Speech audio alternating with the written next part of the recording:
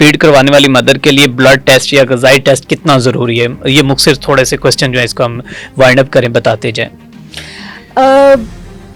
جو دودھ پلا رہی ہے وہ تو اپنا سب کچھ نچوڑ کے دے رہی ہے نا, اس کے اندر آئرن بھی جا رہا ہے, اس کی ساری چیزیں جو ہیں وہ بچہ سک کر رہا ہے نا, وہ پیراسائٹ ہے, وہ جب ماں کے پیٹ کے اندر ہے تب بھی وہ پیراسائٹ ہے, وہ چوس رہا ہے اس کو. آپ یہ دیکھو بیٹے کہ ماں کی ہڈیاں ٹوٹ جائیں گی لیکن بچہ پوری ہڈیوں کے ساتھ اوسیفائڈ نکلے گا. نیچر پریفرنس دیتی ہے بچے کو, اور اگر ماں انیمیا سے مر رہی ہے تب بھی بچے کی پوری ہیموگلوبن کے ساتھ وہ نکلے گا. نیچر جو ہے وہ ان چیزوں میں نیوٹریشنلی بچے کو پریفرنس دیتی ہے. ٹھیک ہے, لیکن نیچر اتنی عقل مند ہے کہ اگر اس کو لگ رہا ہے کہ 3 ماہ کا بچہ ہے یا 6 ماہ کا بچہ پیٹ میں ہے اور ماں مرنے لگی ہے تو وہ بچے کو ابورٹ کر دے گا, دردیں شروع ہو جائیں گی, وہ اس کی جان چھڑا دے گا بچے کی. تو نیوٹریشنل ڈیفیشنسی سے ابورشنز ہو سکتے ہیں, آپ کی پوری باڈی جو ہے آپ کے کوگنیٹو, آپ ڈپریشن کا شکار ہو جائیں گے جب آپ بچوں کو دیکھ نہیں سکیں گی پراپر طریقے سے.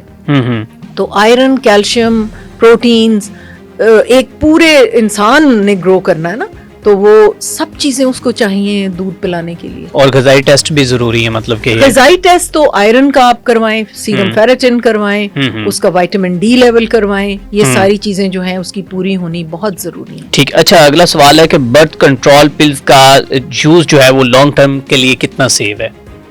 بیٹے یہ جو برتھ کنٹرول پلز ہیں نا یہ ینگ عورتوں کے لیے ہیں. اوکے. ینگ عورتوں میں کوئی خاص اس کا سائیڈ ایفیکٹ نہیں ہوتا. اوکے. اور ینگ عورتوں سے میری مراد ہے 15 سال سے لے کے اور 30 سال تک. 30 سال کے بعد یہ جو ہارمونز ہم باہر سے دیتے ہیں نا ان کا پھر غلط ایفیکٹ ہونا شروع ہو جاتا ہے. اینڈومیٹریل کارسینوما ہو سکتا ہے, بریسٹ کینسر ہو سکتا ہے.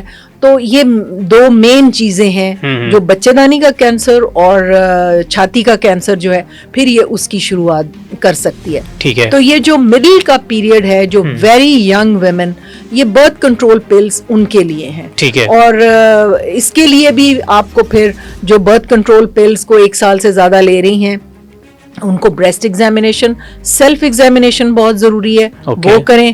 اور اپنا الٹرا ساؤنڈ, یوٹرس کا سائز, اس کی اینڈومیٹریل تھکنس, وہ اس قسم کی چیزیں ان کی جو عقل مند گائنیکولوجسٹ ہے وہ ضرور یہ ساری جو ہیں چیزیں ان کی پریلیمنری کروائیں گی.